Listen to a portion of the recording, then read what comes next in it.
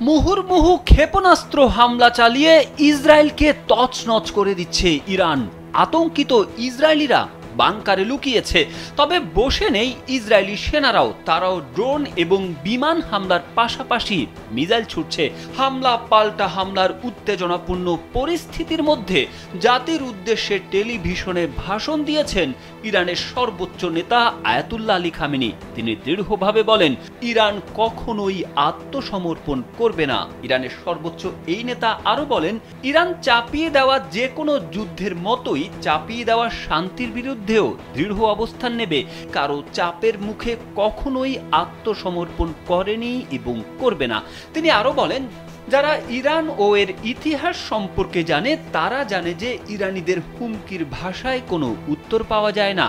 Khamenei মার্কিন president Donald ট্রাম্পের বক্তব্যের প্রসঙ্গ টেনে বলেন, মার্কিনীদের জানা উচিত যুক্তরাষ্ট্রের যে কোনো সামরিক হস্তক্ষেপ নিঃসন্দেহে অপূরণীয় পরিণতি বয়ে আনবে। শুক্রবার ইসরায়েলের সামরিক বাহিনী ইরানে অতর্কিত হামলা চালায়। ওই দিনই সর্বশেষ জনসম্মুখে দেখা গিয়েছিল খামেনিকে। এরপর এই প্রথম প্রকাশ্যে ভাষণ দিলেন ইরানের সর্বোচ্চ নেতা।